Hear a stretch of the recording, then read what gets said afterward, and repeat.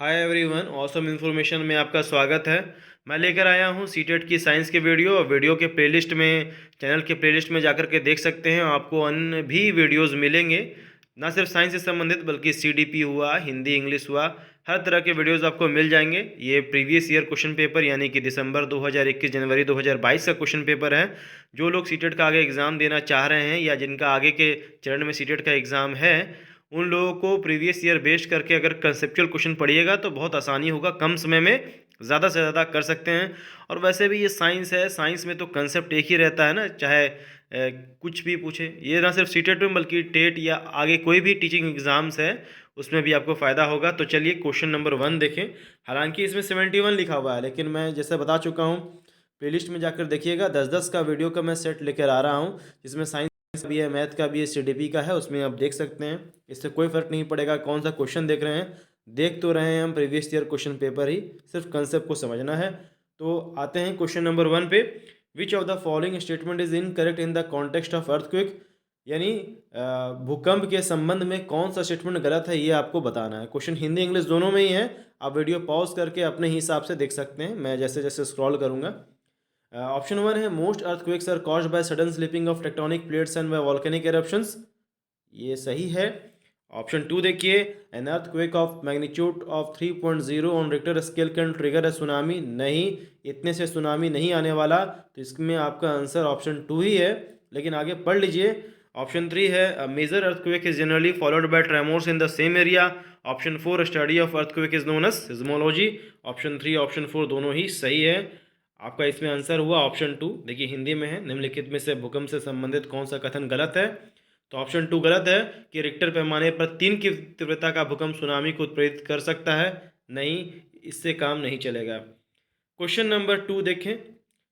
3 objects A B and C having different densities, मतलब 3 objects हैं आपके पास ए बी सी, तीनों की डेंसिटीज अलग अलग हैं लेकिन साइज सेम है, but same size are put in liquid, इसको किसी लिक्विड में डाला गया।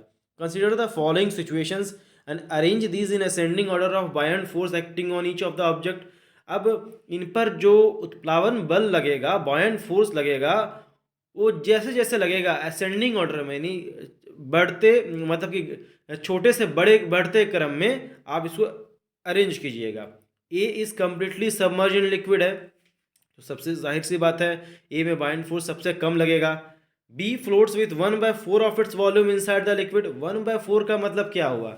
इसका मतलब ये वॉल्यूम का 25% पानी के अंदर रहेगा, लिक्विड के अंदर रहेगा, और लिक्विड कुछ भी हो सकता है। C floats with 1/2 of its volume inside the liquid, यानी सी में 50% पानी के ऊपर रहेगा, 50% पानी के नीचे रहेगा। तो इसका आंसर आपका क्या रहेगा? इसका आंसर होगा ऑप्शन नंबर 3।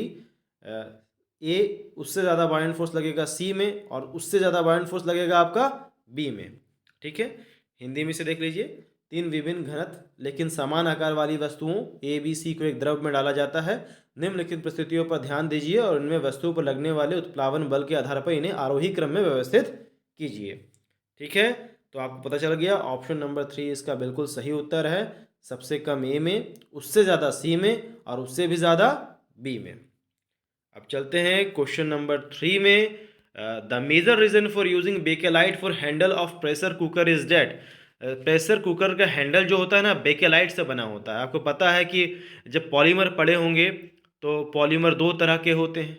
ठीक है, एक थर्मोप्लास्टिक हुआ, एक थर्मोसेटिंग प्लास्टिक हो गया। तो बेकेलाइट या मेलामाइन ये तो थर्मोसेटिंग प्लास्टिक में है, जिसमें क्रॉस लिंकेजेस रहते हैं। ठीक है, तो बेकेलाइट में तो जितने भी चारों ऑप्शन दिए हैं कि ये बैड कंडक्टर ऑफ हीट होता है, बैड कंडक्टर ऑफ इलेक्ट्रिसिटी होता है, अनब्रेकेबल होता है, मतलब जल्दी नहीं टूटता है, मजबूत होता है, और वेट लाइट वेट भी होता है, सभी अच्छे हैं, सभी रीज़न सही है। लेकिन मेजर रीज़न क्या है कि हम जो प्रेशर कुकर का हैंडल है वो बेकेलाइट का बनाते हैं। मेजर रीज़न यही है कि बैड कंडक्टर ऑफ हीट है।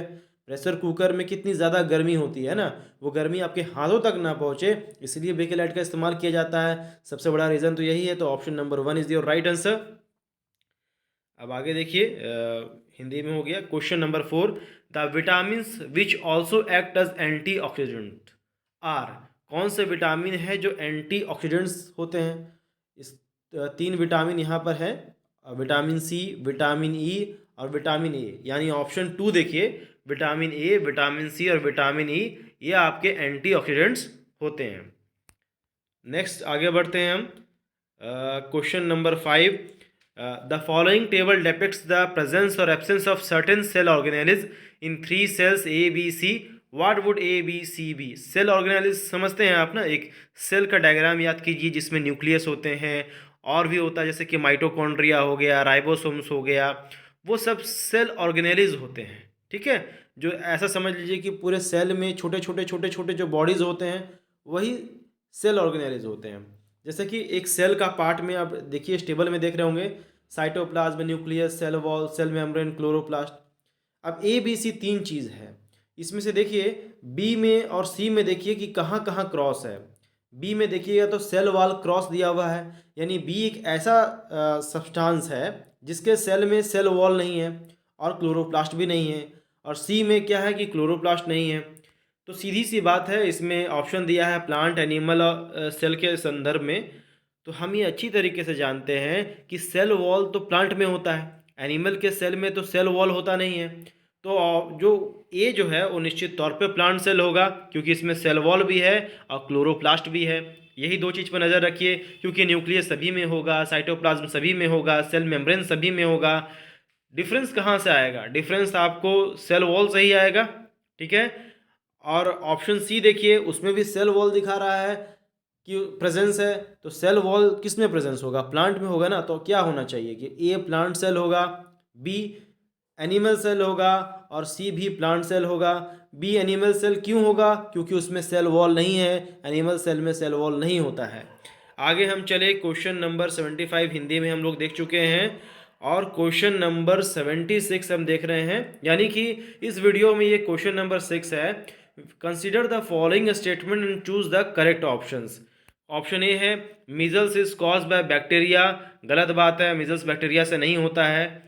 Malaria is caused by Plasmodium, बिल्कुल सही है, मलेरिया प्लाज्मोडियम के द्वारा ही होता है। ये अलग बात है कि मच्छर उस प्लाज्मोडियम को कैरी करके आपके शरीर में इंजेक्ट कर देता है। मच्छर मलेरिया फैलाने के लिए वो केवल कैरियर के रूप में है, मेन मलेरिया आपको होता है प्लाज्मोडियम की वजह से। ठीक है, typhoid is caused by bacteria, बिल्कुल सही है, टाइफॉइड गंदे पानी से होता है, गंदे पानी में जो बैक्टीरिया रहते हैं उससे आपको टाइफॉइड हो जाता है। Leprosy is caused by virus, leprosy मतलब जो कोढ़ हो जाता है ना, वो वायरस से तो नहीं होता, वो भी एक बैक्टीरिया से ही होता है।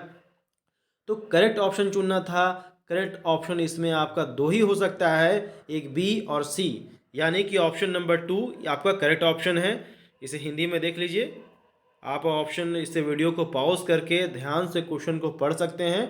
मेरा काम है आपको जल्दी से एक्सप्लेनेशन दे देना, ताकि जो अगले चरण में सीटेट का एग्ज़ाम दे रहे हैं और सोचते हैं कि कम मेहनत में प्रीवियस ईयर बेस्ड क्वेश्चन का एनालिसिस करके हम कुछ एलिजिबिलिटी पास कर लें, तो हो सकता है eligibility, central teacher eligibility test pass करना कोई बहुत बड़ी बात नहीं है।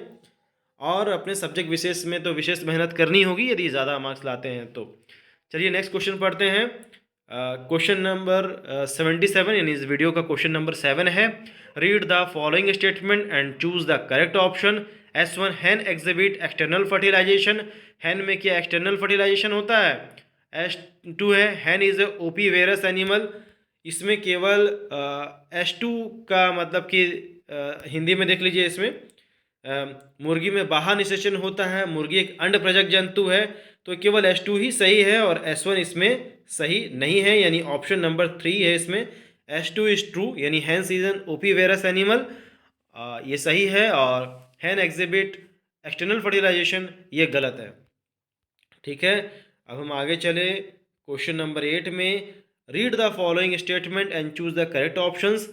असर्शन है a bird like owl can see very well in night but not during day, यानी उल्लू जो है रात में अच्छी तरह देख सकता है और दिन में अच्छी तरह नहीं देख सकता है। बिल्कुल सही बात है। रीज़न इसका क्या दे रहा है कि night birds have a few cones and large number of rods in the retina. आपको पता होना चाहिए रेटिना में जो इस सेल्स होते हैं रॉड एंड कॉन्स, यही जो है कलर्स और ब्राइटनेस को देख पाते हैं या उसकी संवेदना को ग्रहण कर पाते हैं। तो कोन्स कम होते हैं और रॉड्स ज़्यादा होते हैं, ये इसका वजह है। तो बिल्कुल सही रीजनिंग है, तो इसका सही आंसर होगा 1, कि both A and R true and R is correct explanation of A. Next question हम चलते हैं, क्वेश्चन नंबर 8 तो हो गया हमारा। Question number 9, increasing the consumption of which of the following would help you increase the level of carbohydrate in your body. हम जानते हैं कि शरीर में अगर आप जो भी फूड खाते हैं, क्या लेते हैं आप, विटामिन लेते हैं, प्रोटीन लेते हैं, कार्बोहाइड्रेट लेते हैं। विटामिन तो छोटे छोटे अमाउंट में लेते हैं शरीर के मेटाबॉलिज्म को अच्छे रखने के लिए, लेकिन बेसिकली आपने सुना होगा कि जो बॉडी बिल्डर्स हैं या बहुत ज़्यादा मेहनत करते हैं, उनको बॉडी जो मसल्स रिपेयर करने के लिए प्रोटीन की आवश्यकता होती है। प्रोटीन थोड़ा महंगा भी है, तो ज़्यादातर लोग कार्बोहाइड्रेट बेस्ड खाना खाते हैं, जैसे आलू खा लिए, जैसे कार्बोहाइड्रेट, या फिर आप चावल खा लिए, ठीक है। तो ये जो कार्बोहाइड्रेट बेस्ड खाना खाते हैं, इससे क्या फ़ायदा होता है? प्रोटीन बेस्ड जब खाना खाते हैं तो आपको एनर्जी तुरंत रिलीज होती है, लेकिन जिनको स्टेमिना चाहिए होता है, यानी लॉन्ग ड्यूरेशन तक काम करना चाहते हैं, तो उनको क्या चाहिए होता है? कार्बोहाइड्रेट चाहिए होता है। ये तो मैंने थोड़ा सा ऐसे ही बता दिया ताकि आपको क्वेश्चन में थोड़ा सा आप ध्यान दे पाएँ कि अगर आपको अपने बॉडी में कार्बोहाइड्रेट का कंजप्शन बढ़ाना है तो क्या इसमें से खाइएगा? मेज़, पी, सोयाबीन, ग्राउंडनट, क्या खाइएगा? आपको पता है जब भी प्रोटीन की बात होती है, अगर हम एनिमल प्रोटीन की बात नहीं कर रहे हैं इसमें, तो हम क्या बोलते हैं कि पी खा लीजिए, यानी मटर है, सोयाबीन है या बादाम है, ये तो प्रोटीन के स्रोत है। लेकिन मेज़ यानी मक्का, वो कार्बोहाइड्रेट का स्रोत है। तो इसका आंसर क्या हो जाएगा? ऑप्शन 1, ठीक है। हिंदी में देखिए, निम्नलिखित में से किसका सेवन बढ़ाना आपके भोजन में कार्बोहाइड्रेट का स्तर बढ़ाने में मदद करेगा? तो आप मक्का का सेवन बढ़ाइएगा तो कार्बोहाइड्रेट का स्तर बढ़ने में मदद करेगा। और मैंने इससे पहले जो कहा था कि आपको अपनी बॉडी को देखना है, आप किस तरह का काम करते हैं। यदि आप इस तरह का काम करते हैं जिसमें आपको लंबे समय तक बिना थकान के काम करना चाहिए, तो आप शरीर में कार्बोहाइड्रेट का सेवन ज़्यादा बढ़ा दीजिए। सेवन बढ़ाने बोल रहा हूँ, इसका मतलब ये नहीं कि प्रोटीन का इंटेक मत कीजिए, थोड़ी थोड़ी मात्रा में सब कुछ ज़रूरत होता है। लेकिन कोई बॉडी बिल्डर है, मसल्स में ग्रोथ चाहता है, तो उसको प्रोटीन का सेवन अधिक बढ़ा देना चाहिए। तो यहाँ पर पूछा था कि कार्बोहाइड्रेट बढ़ाने के लिए इनमें से किसका सेवन कीजिएगा, तो इसमें से आप मक्का का सेवन कीजिएगा, ठीक है। अब क्वेश्चन नंबर 80, यही हमारे इस वीडियो का 10वां क्वेश्चन होगा, क्योंकि 10-10 क्वेश्चन करके मैंने कई सेट बना रखे हैं और लगभग हर एक में ही मैंने कंसेप्ट आपको कम समय में देने की कोशिश की है। Read the following statement and choose the correct option. Assertion है the speed of sound is more on a hot summer day than a cold winter day. क्या ये सही है? बिल्कुल सही बात है कि साउंड की स्पीड जो है गर्मी के दिनों में ठंड के दिनों की अपेक्षा ज़्यादा रहती है। इसका रीज़न देखिए क्या दिया हुआ है, the density of hot air is less than the density of cold air. देखिए ये बात सही है कि हॉट एयर का डेंसिटी कम रहता है, कोल्ड एयर का डेंसिटी ज़्यादा रहता है, लेकिन साउंड की स्पीड डेंसिटी पर निर्भर नहीं करती है डायरेक्टली, जान जाइए, ठीक है। तो दोनों ही सही हैं, लेकिन आर जो है करेक्ट रीज़न नहीं है, ए के लिए करेक्ट एक्सप्लेनेशन नहीं है। तो इसका आंसर क्या होगा? 1 होगा कि both A and R R true. Sorry, इसका आंसर जो होगा 2 होगा, ऑप्शन 2। ध्यान से पढ़िए, both A and R true but R is not the correct explanation for A. ऐसा क्यों होगा? क्योंकि अगर आपने 6 to 8 तक की किताबें पढ़ी होंगी या 10th की भी किताबें पढ़ी होंगी, जाहिर सी बात है अगर आप गणित विज्ञान के वीडियोस को देख रहे हैं मेरे, इसका मतलब आप उनके छात्र हैं। आपने पढ़ा होगा कि speed of sound at 0 degree celsius 331 metre per second होता है, लेकिन 25 डिग्री सेल्सियस में वो लगभग 344 मीटर पर सेकंड होता है, ठीक है। 0 डिग्री सेल्सियस पे कितना हुआ? 331 मीटर पर सेकंड, और 22 डिग्री सेल्सियस पे कितना हुआ? 344 मीटर पर सेकंड अप्रोक्सीमेटली मैं बता रहा हूँ। इसका मतलब यह हुआ कि साउंड का स्पीड टेम्परेचर पर बेस कर रहा है, ना कि उसकी डेंसिटी पर बेस कर रहा है। तो पहला ऑप्शन क्या था इसमें कि साउंड का स्पीड हॉट समर में ज़्यादा होता है कोल्ड विंटर के अपेक्षा, ये भी सही है। और हॉट एयर का डेंसिटी ज़्यादा होता है, कोल्ड एयर का हॉट एयर का डेंसिटी कम होता है और कोल्ड एयर का डेंसिटी ज़्यादा होता है, ये भी सही है।